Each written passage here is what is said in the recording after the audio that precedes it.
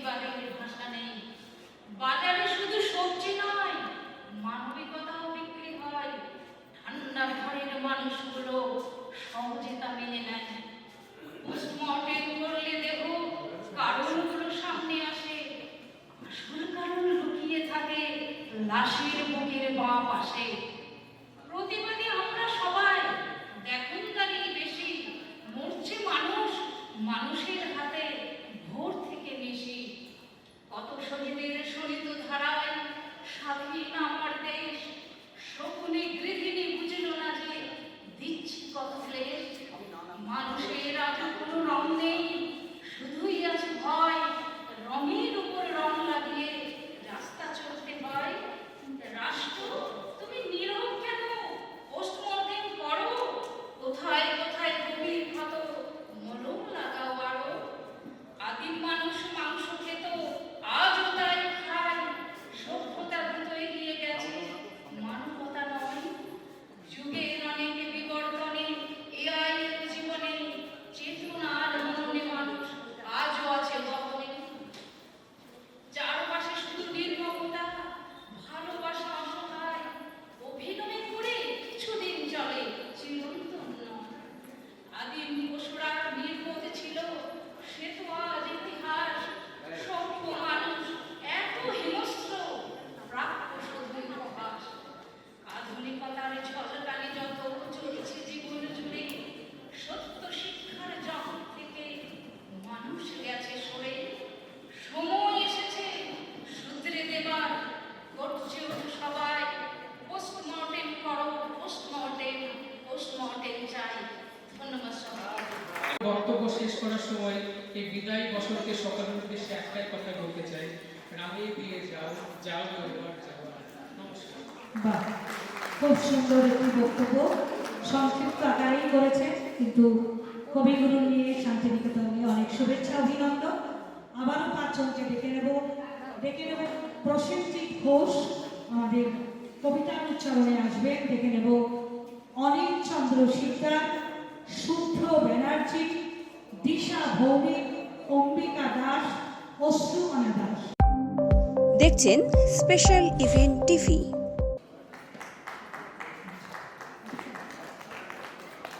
অতিথির আসন অলঙ্কৃত করবেন বিশ্বরূপ সিনহা।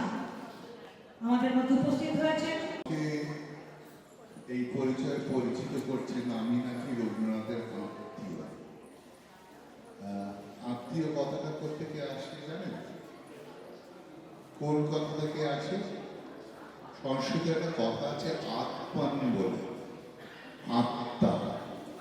সেইখান থেকে আত্মীয় কথাটা এসেছে।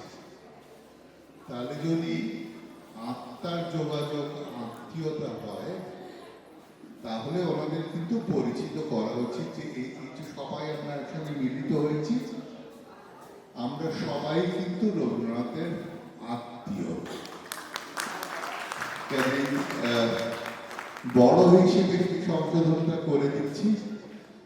আর মানে কি বলবো, এতজন একসঙ্গে এক জায়গায় হয়ে রবিবারে অন্য কিছু না করে আপনারা যে সবাই রবীন্দ্রনাথকে মনে রাখার উদ্দেশ্যে একসঙ্গে হয়েছে, আমি মানে খুবই ভালো লাগছে এর একটি অংশ হিসেবে।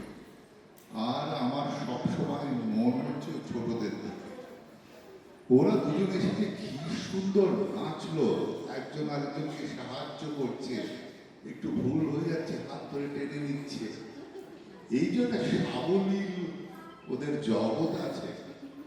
এই আমাদের বড়দের মোটামুটি হয়ে গেছে, খুব বেশি এদিক ওদিক হবে না। কিন্তু ওদের যদি আমরা এগিয়ে দিতে পারি, যেটা ওই দিদি কথাটা বললেন, আমার খুব ভালো লাগলো।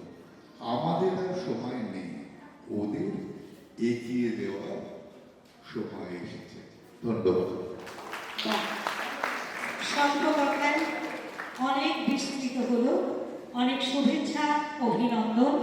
আবার কোথাও কখনো কোনো অনুষ্ঠানে আমাদের দেখা হবে, তখন আবারও আমরা। অসহায় অপেক্ষা। আমাদের চারপাশটা ক্রমশ বড় অন্ধকার হয়ে আসছে। মাঝে মাঝে বড় অসহায় লাগে নিজেকে।